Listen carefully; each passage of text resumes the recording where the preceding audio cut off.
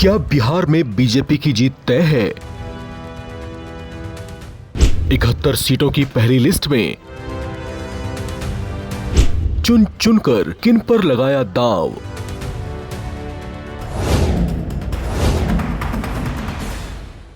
बिहार विधानसभा चुनाव को लेकर बीजेपी ने अपने उम्मीदवारों की पहली लिस्ट जारी कर दी है।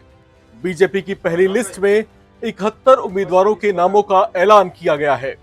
ये 71 नाम खास तो हैं ही, लेकिन इन नामों के चयन में बीजेपी ने जो जबरदस्त समीकरण बैठाया है वो भी बड़ा ही कमाल है। अपनी पहली ही लिस्ट से बीजेपी ने ऐसी झलक दे दी है कि बिहार की हर एक सीट के लिए बीजेपी हाईकमान ने ग्राउंड लेवल पर कितनी मेहनत की है और चुन चुनकर जिन लोगों के नामों की घोषणा की है उनके जीत का पंच लगाने की कितनी संभावनाएं हैं। बीजेपी की पहली लिस्ट में अनुभवी चेहरों के साथ साथ युवा और महिला शक्ति पर भी भरोसा जताया गया है, क्योंकि इन 71 नामों में 9 महिला कैंडिडेट्स को भी शामिल किया गया है, जबकि चौंकाते हुए ऐसे ऐसे 9 चेहरों का पत्ता काट दिया है जिसकी कोई उम्मीद भी नहीं थी। जिनका पत्ता कटा है उनमें राज्य सरकार के 5 मंत्री भी शामिल हैं। वही कई ऐसे भी हैं जिन्होंने पिछले चुनाव में कठिन परिस्थितियों में अपनी सीट के झंडे गाड़ दिए थे। उनमें से भी कईयों का टिकट इस बार कट चुका है। इन 71 नामों वाली पहली लिस्ट पर पहली निगाह डालते ही ये पता चलता है कि पार्टी ने वरिष्ठ और दिग्गज नेताओं को प्राथमिकता दी है। बात पहले करते हैं महिला कैंडिडेट्स की, क्योंकि लेडीज फर्स्ट। बीजेपी ने पहली सूची में पूर्व डिप्टी सीएम रेणु देवी को बेतिया से टिकट दिया है। परिहार विधानसभा सीट से गायत्री देवी को उम्मीदवार बनाया है। नरपतगंज से देवंती यादव को टिकट मिला है। किशनगंज से स्वीटी सिंह को टिकट दिया गया है। प्राणपुर विधानसभा सीट से निशा सिंह को उम्मीदवार बनाया गया है। कोढ़ा रिजर्व सीट से कविता देवी को कैंडिडेट बनाया गया है। औराई सीट से रमा निषाद को टिकट मिला है। वारसलीगंज से अरुणा देवी को टिकट मिला है। जमुई विधानसभा सीट से श्रेयसी सिंह को फिर से कैंडिडेट बनाया गया है।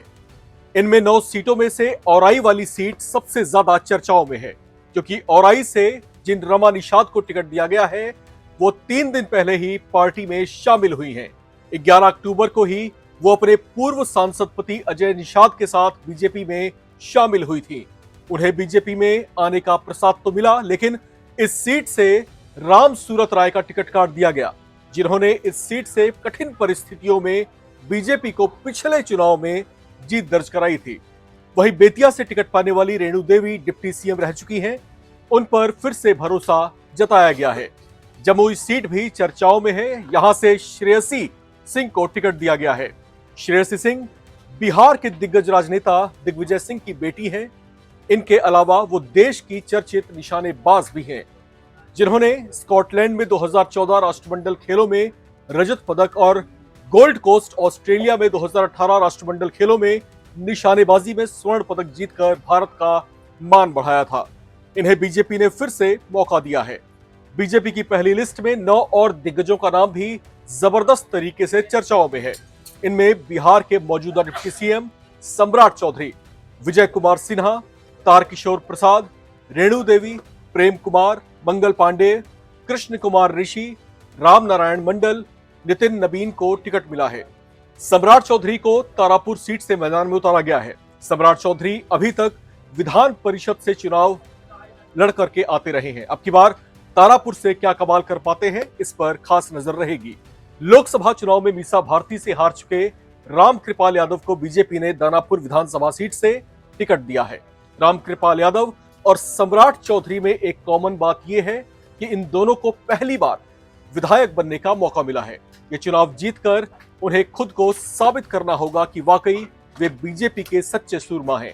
बीजेपी ने बांकीपुर सीट से नितिन नबीन को मैदान में उतारा है, जबकि बिहार के दूसरे डिप्टी सीएम विजय कुमार सिन्हा को बीजेपी ने लखीसराय से मैदान में उतारा है। रेणु देवी को बेतिया की सीट दी गई है। बांका से राम नारायण मंडल, बेतिया से रेणु देवी, गया सीट से प्रेम कुमार, कटिहार से तारकिशोर प्रसाद, सिवान से मंगल पांडे, बनमनखी से कृष्ण कुमार ऋषि, बांका से राम नारायण मंडल को टिकट दिया गया है। बीजेपी की लिस्ट में सबसे चौंकाने वाली बात यह है कि स्पीकर नंद किशोर यादव का टिकट काट दिया गया है। बिहार बीजेपी के वरिष्ठ नेता हैं नंद किशोर यादव, जिनका टिकट इस बार जो है कट चुका है। साफ इशारा है कि कैसे बीजेपी बिहार में अपनी नई लीडरशिप तैयार करना चाहती है। माना जा रहा है कि बीजेपी उन्हें विधान परिषद भेज सकती है। आपको बताते चले कि बिहार में एनडीए खेमे की सीट शेयरिंग में बीजेपी और जेडीयू को बराबर बराबर 101 सीटें मिली हैं। चिराग पासवान की लोक जनशक्ति पार्टी रामविलास को 29 सीटें दी गई हैं, जबकि जीतन राम मांझी की हिंदुस्तान आवाम मोर्चा सेकुलर और उपेंद्र कुशवाहा की राष्ट्रीय लोक मोर्चा को 6 सीटें दी गई हैं। अब यहां पर चुनौती बीजेपी के सामने है। चुनौती यह है कि क्या अब की बार भी सत्ता पर यह काबिज हो पाएगी? क्या जो सपने संजोए जा रहे हैं वो सपने पूरे हो पाएंगे? और जिन बड़ी संख्या के साथ में बीजेपी इस बार के चुनाव में अपने कैंडिडेट्स मैदान में उतार रही है, या फिर ऐसे कह लीजिए कि अपने जिन जो है छोटे छोटे कमल को मैदान में उतार रही है, क्या वो कमल उन सीटों पर पूरी तरीके से खिल पाएंगे? तो ये लगातार चुनौतियां इस समय बीजेपी के सामने रहेंगी। ग्राउंड लेवल पर जो है, जो जनता की अपेक्षाएं हैं, जो चुनौतियां हैं इस समय मैदान में, जिस पर तमाम जो राजनीतिक दल हैं लगातार वादे किए जा रहे हैं, उनके सामने कुछ ऐसी चीजें हैं जिसे उन्हें चुनाव के बाद पूरा कर दिखाना होगा। चुनौतियां बड़ी हैं और बड़ी के साथ बड़ी बेमिसाल भी हैं, इस तरीके से कि बिहार की जो अपेक्षाएं हैं वो बहुत ज्यादा हैं। वहां पर विकास की संभावनाएं बेहद असीम हैं। वहां पर जो मूलभूत जो जरूरतें हैं, जो इंटीरियर या रिमोट एरियाज आप कह लीजिए, वहां पर बेहद जो है काम करने की आवश्यकता है। तो इस बार के चुनाव में हालांकि हर बार की तरह वादे किए जा रहे हैं, लेकिन अगर इस बार एनडीए जीत का परचम लहरा देती है और फिर उसके बाद बीजेपी आहिस्ता आहिस्ता चाहेगी कि वहां पर बीजेपी की जमीन पर जो है अपनी पकड़ को मजबूत करे, जैसा कि हमने पिछले कुछ राज्यों के चुनाव में देखा भी। जिस तरीके से हरियाणा में 2 बार के चुनाव जो है बीजेपी जीती और फिर उसके बाद वहां की जो लोकल पॉलिटिक्स है, जो एक परिभाषा बनी हुई थी कि वो शहरी पार्टी है, वो शहरी पार्टी से निकल करके ग्रामीण अंचल की पार्टी बनते हुए देखी गई। क्या वैसा ही कुछ वो बिहार में करने की अपेक्षाएं कर रही है? क्या वो कर पाएगी? और इस बार बिहार की जनता के जहन में क्या कुछ चल रहा है? क्या जातीय समीकरणों से ऊपर उठ करके क्या इस बार विकास के मुद्दे पर तटस्थ रूप से बिहार की जनता वोट देगी? किसके पक्ष में देगी, ये आने वाला समय बताएगा। इस रिपोर्ट में फिलहाल इतना ही। बाकी अपडेट्स के लिए आप बने रहें, देखते रहें नवभारत टाइम्स।